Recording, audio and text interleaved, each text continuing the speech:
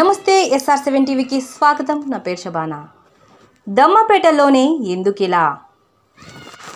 భద్రాద్రి కొత్తగూడెం జిల్లా దమ్మపేట మండల పరిధిలో వీధికి మద్యం షాపులు, గుడి ముందు బడి ముందు విచ్చలవిడిగా మద్యం దుకాణాలు జోరుగా వ్యాపారం సాగిస్తున్నాయి. గుడి ముందు బడి ముందు ఉండడం వల్ల అధికంగా యువత మధ్యాహ్నం అధికారులు పట్టించుకోకపోవడం వల్లే విచ్చలవిడిగా మద్య దుకాణాలు వెలుస్తున్నాయని గ్రామస్తులు మండిపడుతున్నారు. Reporting by SR7 TV news, Bhadradri Kothagudem జిల్లా. స్టాఫ్ రిపోర్టర్ కారం నాగేంద్రబాబు.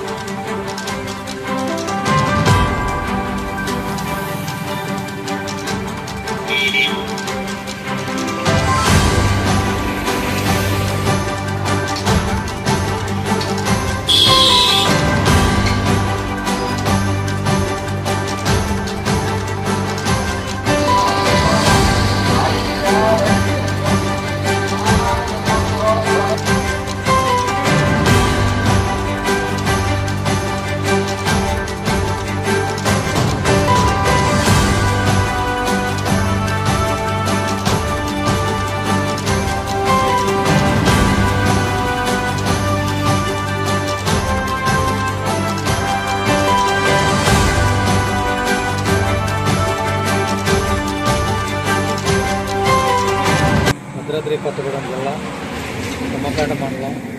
నా పేరు వాసం పోలే. కానీ ఇక్కడ దమ్మపేట మండలంలో బెల్ట్ షాపులు మొత్తం కూడా 400 పైన బెల్ట్ షాపులు ఉండటంలో యూత్ మొత్తం కూడా పాడైపోయి 14, 15, 16 సంవత్సరాల పిల్లలు కూడా మందుకి బానిస అయిపోయి నిజంగా కూడా చాలా దారుణమైన బాధకు గురైపోయి వీళ్ళు అనేక రకమైన బాధలకు గురైపోయి ప్రాణాలు తీసుకునే పరిస్థితి కూడా ఏర్పడింది. అట్లాగే హాస్టల్ ముందు కానీ ప్రతి ఒక్క హాస్టల్ ముందు కానీ హాస్పిటల్ ముందు కానీ ప్రతి ఒక్కటే కూడా ఇవన్నీ కూడా దగ్గరలో అట్లా పెడతామనేది కూడా అది కరెక్ట్ కాదు. దీని మీద గవర్నమెంట్ తప్పనిసరిగా కూడా చర్య తీసుకోవాలా. ఎంత మందు ఈ పిల్లోళ్ళందరూ కూడా యూత్ పిల్లోళ్ళు మొత్తం తాగి పాడైపోతున్నారు అనేది నేను చాలా దుర్మార్గంగా చూడాల్సిన పరిస్థితి వచ్చింది. తప్పనిసరిగా కూడా దీన్ని మాకు న్యాయం చేసి అధికారులు దీని మీద యాక్షన్ తీసుకొని తప్పనిసరిగా కూడా న్యాయం చేస్తే కొంతవరకు కూడా బడి గుడి అనే దాని మీద అందరికీ కూడా కొంతవరకు ఇబ్బంది అయ్యింది. పిల్లలకి అందరికీ కూడా మంచిగా ఉంటుంది అనేది తెలియపరుచుకుంటూ తప్పనిసరిగా గవర్నమెంట్ దీని మీద యాక్షన్ తీసుకోవాలని చెప్పి ఖచ్చితంగా నేను గవర్నమెంట్ని ఖండిస్తాను. శాఖ అనేది మరి తప్పనిసరిగా కూడా దీని మీద యాక్షన్ ఎందుకు తీసుకోవాలంటే ఒక హాస్టల్ ముందు కానీ ఒక గుడి ముందు కానీ దారుణమైన సెంటిమీరు స్కూళ్ళ ముందు కానీ మరి ఇట్లా చేసే పరిస్థితి ఏర్పడిందంటే రేపు పిల్లలు కూడా చదువుకోలేని పరిస్థితి ఏర్పడింది.